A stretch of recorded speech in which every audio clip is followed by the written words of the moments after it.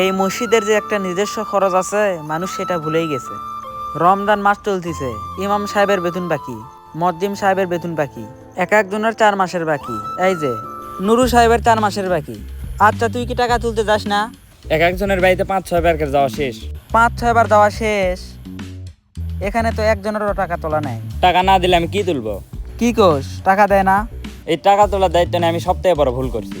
আজকে টাকা নিতে গেলে বলে বইয়ের পেটে ব্যথা, পরের দিন টাকা নিতে গেলে বলে ছেলের পাতলা পায়খানা।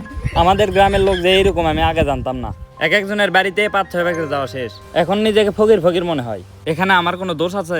এখানে তোর কোনো দোষই নেই।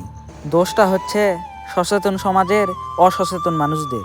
আচ্ছা, আমাদের গ্রামের সাহেবদের কাছে টাকা নাই থাকতে পারে, কিন্তু সাহেবদের বউদের কাছে টাকা নাই। ওদেরকে বললে আরো বলে তোর ভাই আগে আসুক। মসজিদের টাকা চাইলেই ভাই আসুক, আর যদি কোনো কাপড়ওয়ালা আসে তাহলে 3 পিস কিনতে তো ঠিকই টাকা বের হয়। ভাই আজকে আমার সাথে টাকা তুলতে চলেন, তারপরে দেখবেন ওরা কত বড় চিমেকাটি। চল তো দেখে আজ আমি যাই, ওরা কিরকম চিমেকাটি করে। আয়, মসজিদের টাকা চাইতে গেলে টাকা থাকে না। দেখ তো কত কাজ বাকি, এখনো প্লাস্টার করা বাকি। ভাই আপনার নাম ধলু মিস্ত্রি, আমি আপনার অনেক নাম ডাক শুনেছি। এই পর্যন্ত যে বাড়ি করেছি আমার অনেক টাকা খরচ হয়েছে। ভাই আপনি এই বাড়ির সামনে এমন ডিজাইন করবেন মানুষজন রাস্তায় গাড়ি থামিয়ে থামিয়ে বাড়ি দেখে। ভাই আপনি কোনো টেনশন করেন না, আমার নাম হলো দলু মিস্ত্রি। আপনি শুধু আমার নামটা শুনেছেন কিন্তু কাজটা একবারও দেখেননি। আপনি শুধু বলেন যে বাড়ির সামনে কি ডিজাইন নেবে। এই বাড়ির এমন ডিজাইন করবেন মানুষ যেন চোখ ফিরাতে না পারে। বলেন কি ডিজাইন দেব। এই বেলগুনির উপরে থাকবে একটা কুত্তা এবং একটা হরিণ, এই সাইডে থাকবে একটা অজগর সাপ এবং একটা গন্ডা। ভাই এমন ডিজাইন তো আমি কোনোদিন দেখিনি। ভাই মানুষ যেটা করে না আমি সেটাই করি। ভাই টাকার কোনো টেনশন নাই, আমি যেভাবে বলতেছি সেইভাবে কাজ করেন। আচ্ছা ঠিক আছে ভাই, তাহলে আমি আগামী মঙ্গলবার থেকে কাজ শুরু করে দেবো। ঠিক আছে ভাই। ঠিক আছে ভাই, গেলাম। আচ্ছা। ভাই আসসালামু আলাইকুম। ওয়ালাইকুম আসসালাম ভাই। ভাই বাড়ি করছেন নাকি? বাড়ি তো অনেক সুন্দর। হ্যাঁ ভাই করতেছি আর কি। ভাই আপনার তো 5 মাসের মসজিদের চাঁদা বাকি ছিল। এই তোকে না বললাম কয়েকদিন পরে টাকা দিব। দেখছেন ভাই চামারের মতো ব্যবহার। আপনি ওর সাথে এরকম ব্যবহার করলেন কেন? মসজিদ কি আমাদের দুইজনের একার?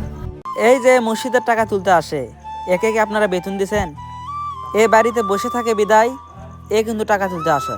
আপনি লক্ষ লক্ষ টাকা খরচ করে বাড়ি করতেছেন, অথচ আপনি মাসে 100 টাকা করে দিতে পারেন না।